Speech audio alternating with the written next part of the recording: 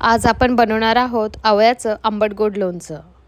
हे लोणचं बनवण्यासाठी आपल्याला 15 ते 20 मिनिटं लागतील आणि वर्षभर आपण हे स्टोअर करून ठेवू शकतो।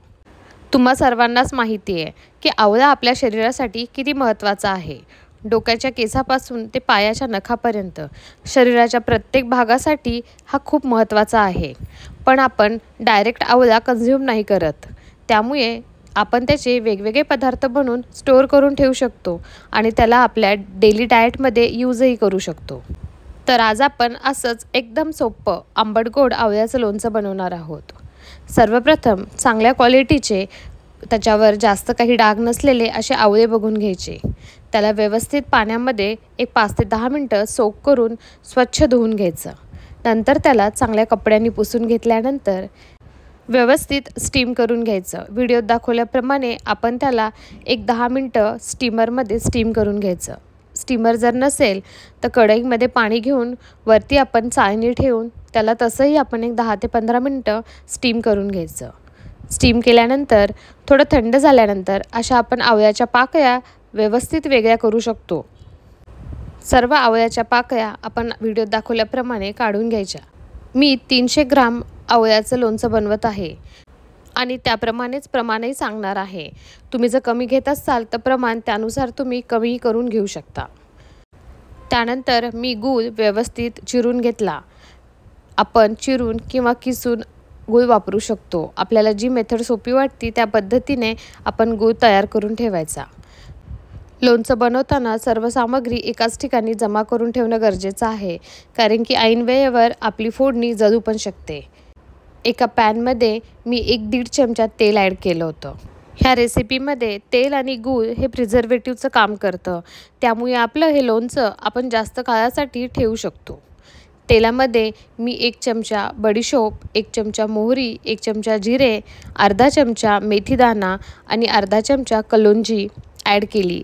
थोडंसं हिंग तेही ॲड केलं आणि फोडणीमध्ये हे सर्व सामग्री व्यवस्थित परतून घेतली। हे सर्व मसाले तेलामध्ये व्यवस्थित एक 4 ते 5 मिनिटं परतून घ्यायचे, त्यामुळे त्याचा पूर्ण फ्लेवर हा तेलामध्ये उतरतो आणि त्याचा पूर्ण फ्लेवर आपल्या लोणच्यामध्ये पण इव्हनली मिक्स होतो। 5 मिनिटानंतर सर्व आवळ्याच्या कळ्या मी त्याच्यामध्ये ॲड केल्या आणि त्याला व्यवस्थित मीडियम गॅसवर मिक्स करून घेतलं। ह्या स्टेजला गॅसची फ्लेम एकदम कमी करायची, मीडियमसुद्धा नाही। गॅसची फ्लेम जास्त असेल तर आवळ्याचा असा करपल्यासारखा वास येतो, त्यामुळे एकदम कमी गॅसवर आवळे व्यवस्थित परतून घ्यायचे। नंतर त्यामध्ये सर्व मसाले ॲड करायचे। अर्धा चमचा हळद, 1 चमचा धने पावडर, 1 चमचा जिरे पावडर आणि आपल्या आवडीनुसार आपण त्याच्यामध्ये तिखट ॲड करू शकतो।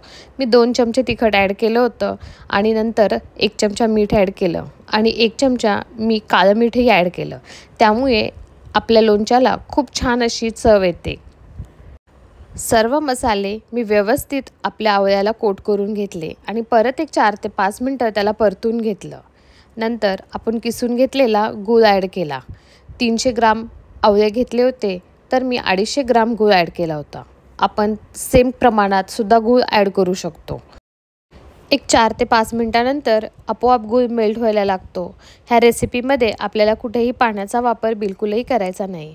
आवळ्याच्या आंबटपणामुळे गुळाला लवकर पाणी सुटतं आणि व्यवस्थित आवळे त्याच्यामध्ये शिजून निघतात। एक 4 ते 5 मिनिटं व्यवस्थित बॉईल होऊ द्यायचं। नंतर हे मिश्रण आपल्याला थोडंसं आळून आल्यासारखं वाटतं।